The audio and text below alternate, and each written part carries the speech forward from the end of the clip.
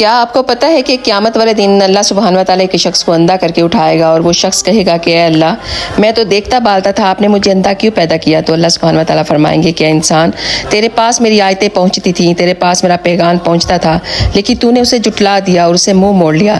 اے انسان تیرے ساتھ ایسا ہی ہونا چاہیے تھا۔ انسان خواہش کرے گا جس نے ساری زندگی گناہوں میں گزاری ہوگی، وہ اللہ سے کہے گا کہ اے اللہ مجھے صرف ایک دفعہ دنیا میں بھیج، پھر میں کبھی بھی گناہ نہیں کروں گا۔ پھر اللہ فرمائیں گے کہ نہیں، تمہیں موقع دیا تھا مگر تم نے اسے جھٹلا دیا۔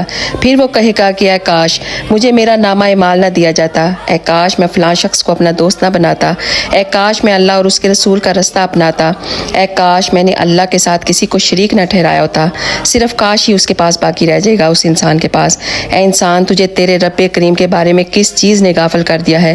وہی ہے جس نے تجھے پیدا کیا جبکہ تو ایک بے جان پانی کا قطرہ تھا، اس نے تجھے زندگی دی۔ سبحان اللہ۔ بے شک